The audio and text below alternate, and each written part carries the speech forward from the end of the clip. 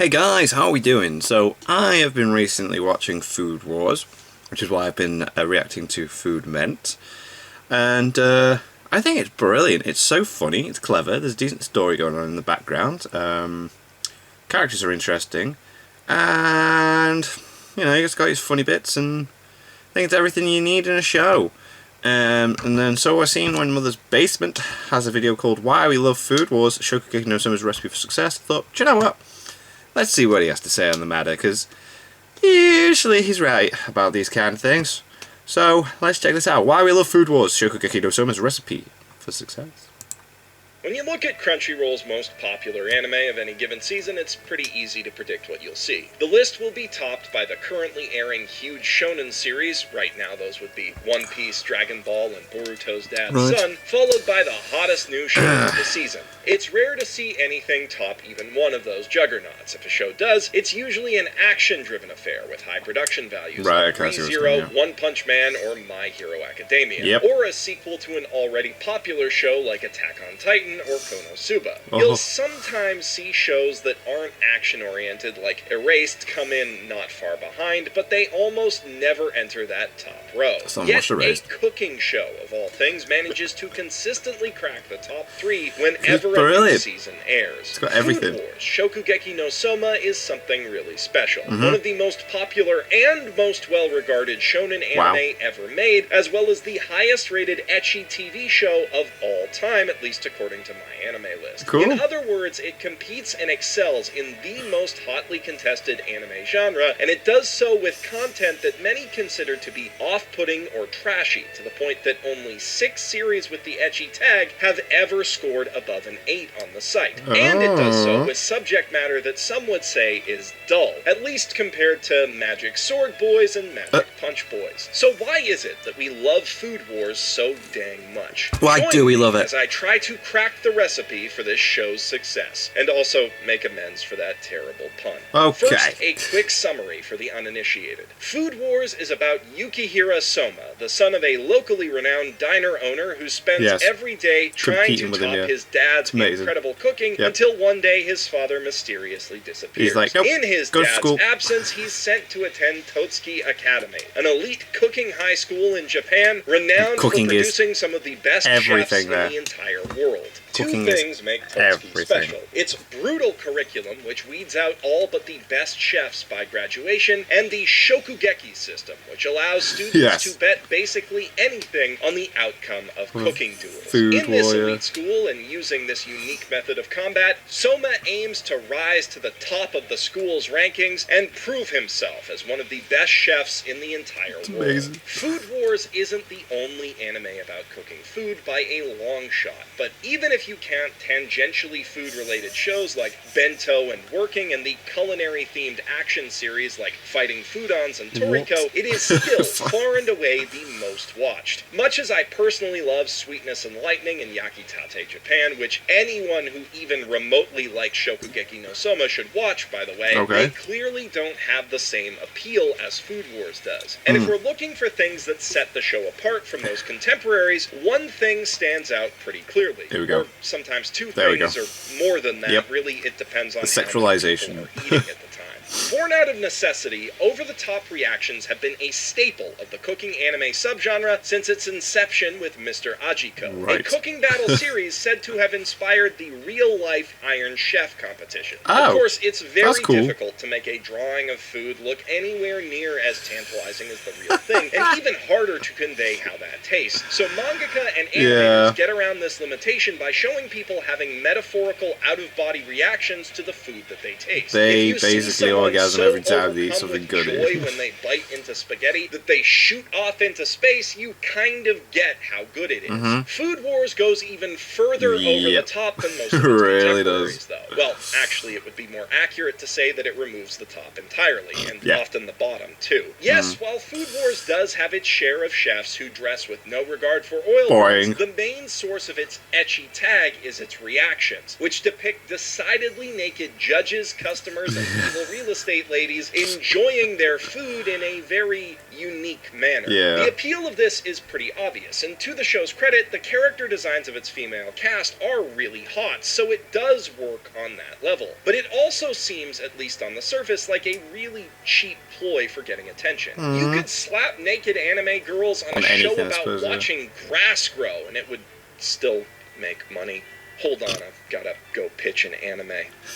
Well, they told me that Ero Manga Sensei is already a thing, so I guess it's back to the drawing board. The tricky thing about fan service is that while it may draw eyes to your show, it will almost invariably lower people's opinions of it. Yeah, there's that, isn't there? No matter how much an audience might enjoy an actual classic like High School of the Dead, or a goofy, sexy comedy like High School DxD or Prison School, they'll almost always dock it a point just for being trashy, be that out of shame or legitimate feelings that the sex tarnishes the show. By the way, High School of the Dead is a 10 out of 10, and I'll fight anyone who disagrees with me. Food Wars skirts, or I guess I'd say lack of skirts around this problem, in two important ways. Firstly, the fan service is actually there for a reason. A big underlying theme of the entire show is that cooking good food requires intense passion, and eating it is an intimate and sensual experience, and it conveys these ideas by conflating explicit sexual imagery with the sensation of taste. Some might see this as an excuse to shovel in sexy imagery wherever they can, but the idea permeates almost every conflict in the plot. The show is about cooking as an act of self-expression and an intimate conversation. It does that a lot, doesn't it? It's like when they're eating it, like, and while some of us might taking back my childhood call and the series and things food like that. porn, it earns that name in more ways than one. The only thing rendered with more care and detail than the naked bodies in this show is the food itself. Oh my god, yes. They really go in depth. Before you see even an inch of flesh, thanks to the show's rich, warm color palette, enticing sound effects, and fantastically detailed artwork. Yeah, it's great. It is dangerous to watch this series hungry. Makes me hungry. I have to eat every time. Shokugeki no Soma is an equal opportunity ecchi series. While there will almost always be a cute girl involved in any given food tasting for obvious reasons, guys often get in on the action as well. True, The show isn't afraid to show off their rippling abs or their O-faces. In fact, the nakedest character in the whole series is a dude, and while it's mostly played for laughs, he has his share of unironic female fans. It may be a fan service-driven show, but it's handled in such a way that anyone who's watching can find at least something to enjoy gawking at, so long as they're not too prudish. It also helps that the series has a really well-rounded cast of female characters, and no, I'm not making the obvious boob joke when I say that. Both the show's main rival and the primary supporting character are girls, and they both have their own backstories, motivations, and struggles to overcome, which is true of many of the side characters. Yeah, everyone's got something going on. Next to My Hero Academia, Soma has maybe the strongest female supporting cast of the entire Shonen Jump lineup. Yeah, they're all very interesting. The highest quantity of certified best girls. It's also surprisingly light on wish fulfillment romance for an ecchi series, and unlike a lot of other ecchi series, there's also an expansive and well-developed cast of male rivals, supporting characters, and villains for Soma to contend with. Soma himself is a fantastic protagonist, a shining example of the overdog, as Digibro would put it. He's cocky and bullheaded, but his self-confidence is far from unearned. A lifetime spent cooking for real customers under one of the world's best chefs has given him some serious cooking skills. Yep, definitely knows what he's doing. By his own willingness to experiment and study new cooking techniques. He's not the best chef in the world, or even necessarily the Academy, so you never feel like any given victory is assured while you watch him cook. No, that's true. You're always very like, ooh, what's gonna happen now? For him to ever reasonably lose. He has a lot of room to grow and improve, both as a cook and as a person, and you cheer for him to do so. But he's also more than good enough and likable enough that you look forward to seeing him take his more arrogant opponents down a peg. Oh yeah, definitely. An impressively careful wait and see what he's going to do with this one. Without being annoying, and immensely talented without being perfect. After all, it's important that he's able to consistently impress us with his cooking without boring annoying us by being too predictable. Yeah. Underneath all you his don't want it to be like, character right, okay, traits, win this a one big again, part of and what again, makes it so satisfying and to again. see Soma win is what he represents in the core conflict of the series, at least to the extent that any long-running shonen can be said to have a single core conflict. Fine dining elitism versus cooking for the common man. Soma is a line cook at a hole-in-the-wall Tokyo diner, yet his cooking can go toe-to-toe with chefs from the finest restaurants in Italy, elites on the bleeding edge of cooking science, and rich kids with access to the finest ingredients money can buy. With every victory, he strikes a blow for populist, high-quality cooking against the rich elites who see it as their sole domain. If all the recent shows about systematically taking down evil student councils have taught us anything, it's that there are few things more satisfying to watch than seeing someone take down the establishment by sticking it to snobby assholes. Almost every character in the series ties into this conflict in some way. Nakiri Erina's refined palate has been honed to reject all but the most premium cuisine, yet in their first encounter, Soma's simple diner cooking brings her to her knees, sparking eventual growth in her character, even if she's really stubborn about it. Tadokoro Megumi, Soma's main ally, is the very embodiment of down-home cooking. Hailing from a cozy little inn up north, she struggles to conform to the gourmet curriculum until Soma encourages her to embrace the simple, homey charms that make her cooking hers, at which point she becomes a force to be reckoned with within the school. Everyone at the Polar Star dormitory where they live represents some aspect of cooking as a collaborative, community-driven effort, as well as more common aspects of food production such as gardening and animal herding. Ishiki-senpai is all about bearing it all with your cooking as well as your wardrobe. I can't look away from his ass. Aside from Erina, Soma's most prominent rivals, Akira and Ryo, both come from decidedly common backgrounds. Meanwhile, many members of the interesting Elite 10 cooking who styles serve as as some well. of the show's primary antagonists represent problematic attitudes towards cooking. Eishi Tsukasa sees everyone else as inferior and thus incapable of helping him cook, which means that he can't collaborate at all. And Etsuya Aizen embodies the corporate takeover of the food world by chain restaurants and other That was great businesses. as well. More than simply giving the series flavor, these clashing ideologies create natural points of conflict between characters, which is what makes the show's unique brand of combat, the Shokugeki, so compelling. Even though it doesn't contain any actual fights, Food Wars has a firmer grasp than most actual shonen battle series of the most fundamental principles of good combat. A fight should always be a debate, a clash of ideas, something that develops a character or moves the story forward. It should never just be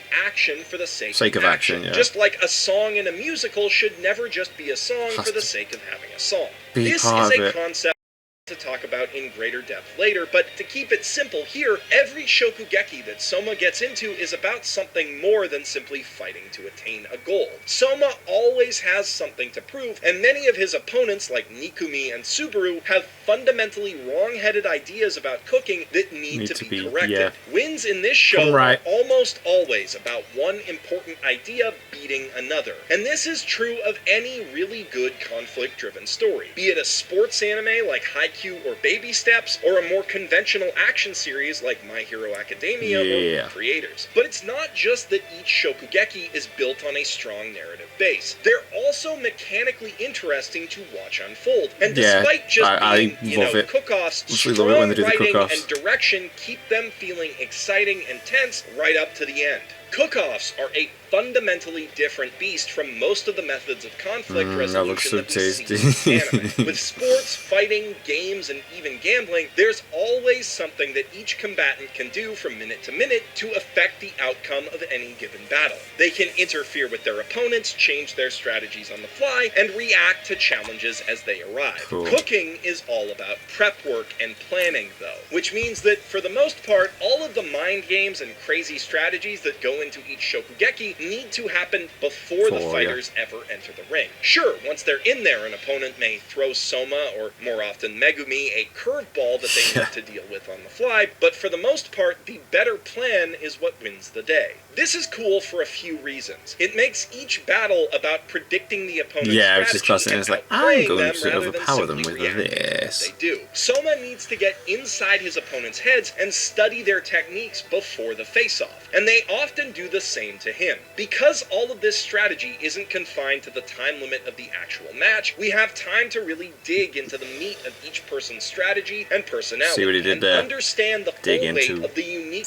problems that they present for Soma. We get to see his thought process as he figures out how to overcome these obstacles, which creates anticipation for the final solution as he arrives at it. Which means that, once the Shokugeki proper begins, the tension can really ramp up as we await its outcome. The uncertainty inherent to this style of battle has the potential to be as exciting as any sports match or sword fight in other anime. And while it doesn't always quite reach those heights, when it does, the show really delivers. As an aside, this pre-game strategy is also a big part of the appeal of trading card games in real life, and something that I wish that more card game anime would accurately capture, but that's a topic for another day. With multiple judges for each cook-off and most of the supporting cast waiting in the wings, these battles give every character a chance to shine, not just the people fighting. They all get to give their input as well. Because the show has such a huge and varied cast. And when all is said and done, Food Wars always leaves you with a solid understanding of what went into making each dish and why the winner of any given battle won it. Which is useful not just for anyone who wants to enjoy the show, but also for anyone who might want to try cooking these delicious meals for themselves. I want to attempt a few things that I've seen in some episodes.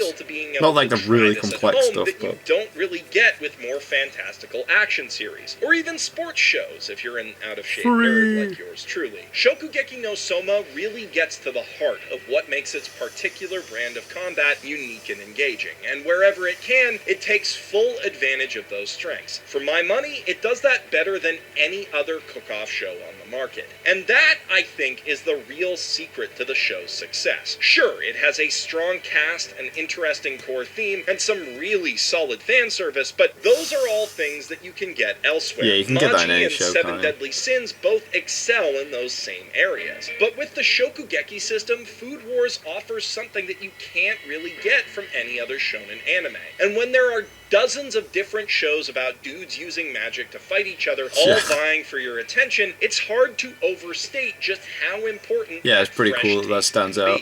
Plus, it leaves you pumped for an experience that you can actually have in the real world pretty easily, either by going to a nice restaurant or cooking for yourself. Of course, it's really all of these flavors working in concert that draw people in and I really am. Back for more servings. But if I had to boil it down to just one key ingredient, that would be it. What do you guys think? What is it about Shokugeki no Soma that makes you love it, if you do? And if you don't, what is it about the series that doesn't quite suit your taste? I think it's brilliant. Just because I don't think these questions will start enough arguments, who is best girl and why is it Megumi? Any survivors who are left in the comments after that, I'd appreciate it greatly if you could scroll up to hit the subscribe button, ring the notification bell, and leave a like or do the other thing depending on how you feel. The notification bell. And if you feel really generous, consider supporting my Patreon like all of these wonderful people already have. That's cool. If you want to hear about another great cooking anime, Yakitate Japan, and get some other good recommendations, check out my list of 5 great comedy anime right here, or click here for a comparison between ReZero's anime and the original light novel. Or click down here to check out my second channel, home of the Weebcast. And if this is the last I see of you today, then I'm Jeff Thu, professional shitbag, signing out from my mother's basement. That was good, yeah. Very, very valid points about Food Wars. It's fantastic. It's got all the fan service, it's got the funniness, it's got the cooking. There is too much detail on the food. Like, it makes me so hungry whenever like they're cooking. I'm like, oh my god, I want some of that. I need some of that.